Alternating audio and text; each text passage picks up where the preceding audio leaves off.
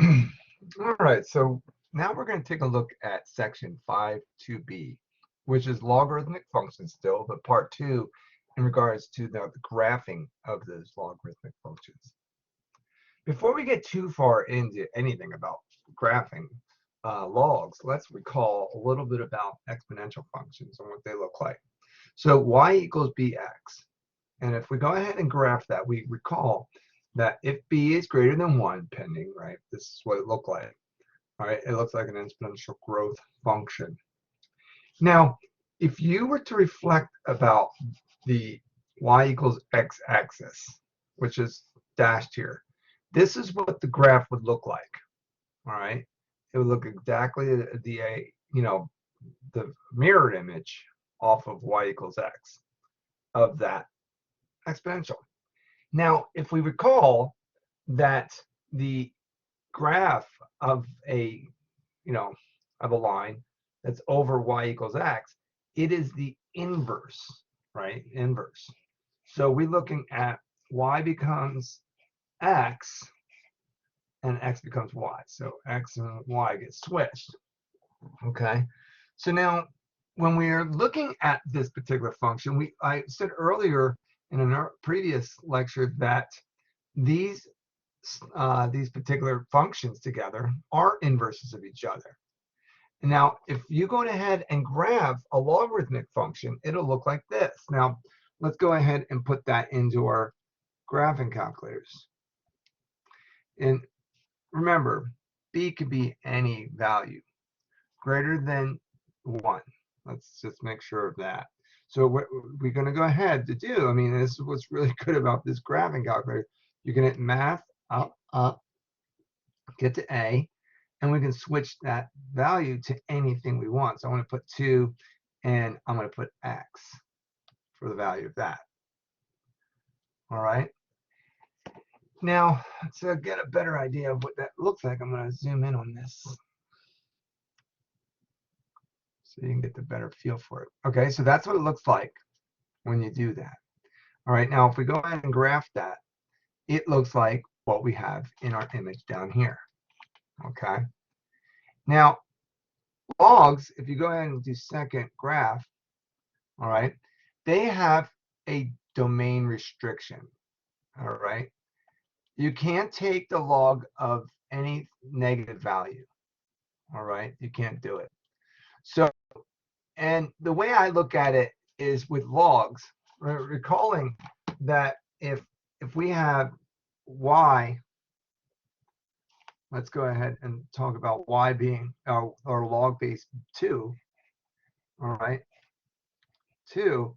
Then if we have x values, we can recall if these are the same, then we can get 1, right? If in other words, log base 2 of 2 would equal 1. Log base 2 of 4 would be 2, because remember, this would be 2, this would be 2, and then we would have 2 raised to the second power to equal 4. And so therefore, these would be the same, or they'd be the same, and you would get 2. And likewise, you just go with the multiples of that particular functional value, whatever b is. So 2 times 2 times 2 is 8. So the next value system would be 8. And so when we're graphing logs, all right, we're looking for those particular value systems of importance to us. All right. So, and here we have it when we have 1, it's going to be 0.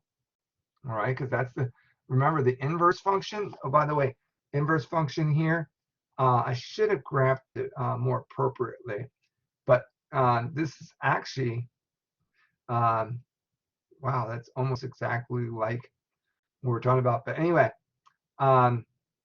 remember, it goes through this value system right here and right here. So anyway, we have the value of 0, 1, and then we have the value of 1, 0. And these are inverses of each other. Okay, so when you look at this one, it goes 1 and then 0, and then 2, 1. All right, and then you're looking at 4, 2, and the next one would be 8, 3, and the next one after that would be 16. You got to jump all the way down to 16, 4, and then after that is 32. I mean, and so it goes on and on. I mean, and 32, 5, and the next one would be 64, 6. So because it's always multiplying against 2 every single time, and that's ridiculous. You don't want to keep on going and have to find them all. We basically just want to go ahead and get the idea of what we have.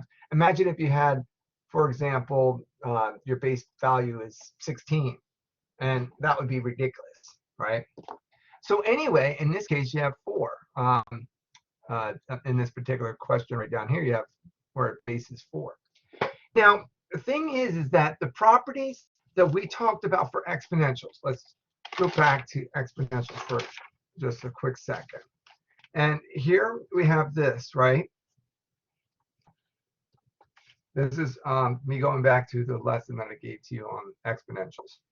So when we talk about exponentials, all right, these have the A value and the C value. This causes reflection over the x-axis. This causes reflection over the y-axis. If it's negative, for example, and then this causes horizontal shifting, vertical shifting, and this had a horizontal asymptote, remember. Well, now this guy, the logarithmic functions, as we go through this, has vertical asymptote. So this is I'm going to kind of dash it a little bit off to the side of the y-axis, although that's where it is, but you can't see it if I did it right on the top of the same line, right? So anyway, this is a dashed line on the y-axis, and that becomes the vertical asymptote. Now, the vertical asymptote is translated horizontally based off of the movement of the h. So logarithmic function looks like this as far as how you look at it. A is the value of that, and then you have the log, and then you still have b, all right, some value, and then you have c x minus h plus k. All right, so there's what your y equals looks like for translationable or translation possibilities that can exist with it. All right, and this starts to get into that. All right, these value systems of change gets into reflections about the wax and all the stuff that we get into it. So recalling that this is where if it's negative, it reflects over the x-axis. Excuse me, x-axis. So I'm going to do this. All right, if it's negative, it reflects. If it's positive, it stays upright. Okay, we don't reflect it if it's positive, but if it's negative, it reflects. Okay, now, and that's kind of a poor thing for me to do. I shouldn't do that way. You reflect if it's negative. Let's just say that. Reflect if it's negative. Okay. Anyway, and then this one is over the y-axis. Y and x, we can put it that way. Okay. And then this right here is your horizontal movement as before. And if it's positive, it goes to the left. If it's negative, it goes to the right. That's going to change our vertical asymptote. So our vertical asymptote is going to change. All right, vertical asymptote is going to change. And then, of course, up and down, that's not going to change anything. All right, so this is positive, negative. Now, one thing I'd like to point out is that the domain of this is going to be restricted, whereas the range now is not restricted. So there's no range restrictions. So the range for all logarithmic functions is always going to be negative infinity, positive infinity. And we heard that range or the domain value for exponentials was the same value. Well, they got switched, right? So then what we do for the domain is determine whether it's pointing to the left or to the right. We got to determine that because it could be reflected over the y-axis, right? Based off of if C is negative, for example, like look at D. All right, that's got a negative value. All right. Now, you want to getting a general idea about what these graphs look like, you can go ahead and, again, use your graphing calculators at will. Don't be afraid of using your graphing calculators. So just go up here, change your 2 to a 4, and then that gives you your parent function. So you can hit the graph and it looks like that. Now what you could do, again, go to, if you really want to see what they all look like together, you can type in negative log, and remember where log is math, and then A. You could do negative and then 4, and then negative x, or negative 4, negative x, excuse me. All right, now we have that, and then I'm going to go ahead and graph it. All right, and it looks like that. So we would look for something that looks similar to that, and you can see that it looks like it would be the third one here. Right? So we can just quickly check the answers, by the way, and we can see that it's the B value. This one right here, oh, this one's B value. The third one should be A, and it is. All right, the third one is A. Okay, so now you can do that for every one of these. You can punch it in your graphing calculator and see what it looks like and get a good idea for it. But what you're trying to do is see what would happen. This is the parent, parent function, and it's going through 1, 0. Then you better believe that the value system for movement would be related to that. Just like I told you about the exponential function of 0, 1. That's the critical movement part for horizontal and vertical change. All right, well, let's go ahead and continue this. You can go ahead and use your graphing calculator for this, all right, as well, for the 1/2. This is just getting you into plot analysis. But again, you can go ahead and use your second graph to get table value systems as well. Now, what they're trying to do is compare what does the graph of 3 of these logarithmic functions look like. All right, and again, you can punch them in your calculator, and I'll show you that again because I think it's worthy of note. You can go in here, and y equals, change your base to 3, clear all that, and again, hit math and push up to A, and then change to 5x. Math up to A, 7x. And see what these look like. So second graph, and you can see the output values that are produced by those. Now, if you go ahead and just hit graph, you can see also what it looks like. Look at it. It's just going ahead and be repressed, right? A lot further. So that's why I say it's really nice just to go second graph. You can see and appreciate more of the value systems by doing that. All right, so you take it for what it's worth. All right, these are very, very large numbers. So you're looking at 27, 27.3, and it's like, okay, it gets rough. Okay, you remember 25 is 5 to the second power. All right, so anyway, and that's what they want you to show, or what they want to have you see. All right, they're using these value systems to support you. Now, remembering, you got to note your domain. Note your domain for all of them. All right, and then your range. So the domain for all of them didn't change, nor did the range for these particular points. Now, all 3 functions have the vertical asymptote of x equals 0. All right. So that's just the nature of all these graphs. Okay. So I want you to be aware of that. All right. So now I want to take and look at this. Now this is taking and doing translations for the x value. You have x, right? So log base 3 of x, and then you have movement to the left 3 units, and that's that critical component. So it's the same graph as this, but 1, 2, 3 units over, and it's the same exact graph. So it would be negative 3 is your, it would be right here. This is 1, 2, 3.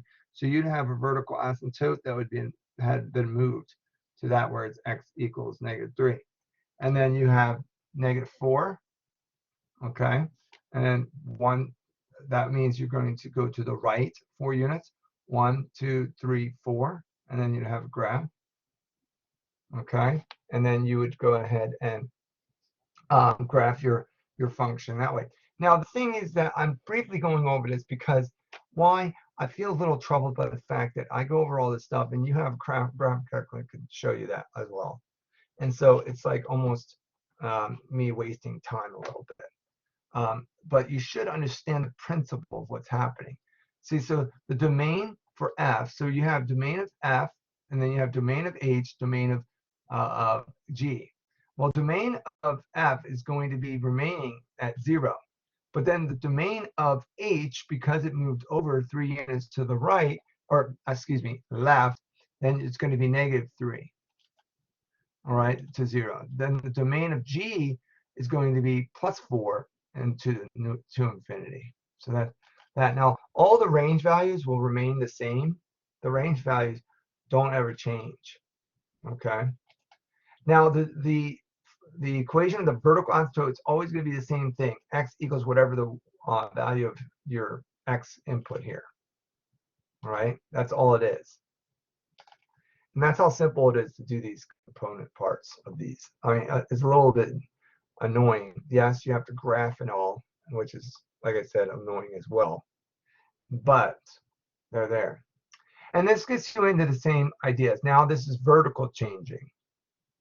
All right, this is vertical changing, whereas this is horizontal changing. See how it's in the inside the parentheses versus outside the parentheses? So this is the k value, whereas the other one was inside the parentheses, so it's the h value. So this is why it's always helpful to have this in front of you, so you can kind of relate to where these parts are. And they just wanted to show you that for all three of the functions, domain and the range stay exactly the same. So they don't change because the vertical asymptote has been changed because there's no horizontal shifting. And all the vertical asymptote is going to be is x equals 0, whatever the value is here. So then they get into these component parts, just like in the exponentials and the other translations that were related to all the other polynomials that you've done in the chapter 2 or chapter, I think it's chapter 3 actually, chapter 3 translations. Okay, so I'm not going to really go over this too much. I mean, this is 4 units to the left, so it's going to be, that's the answer we're looking for, 4 units to the left, and that's it. You graph it 4 units to the left, and it looks like a logarithmic function.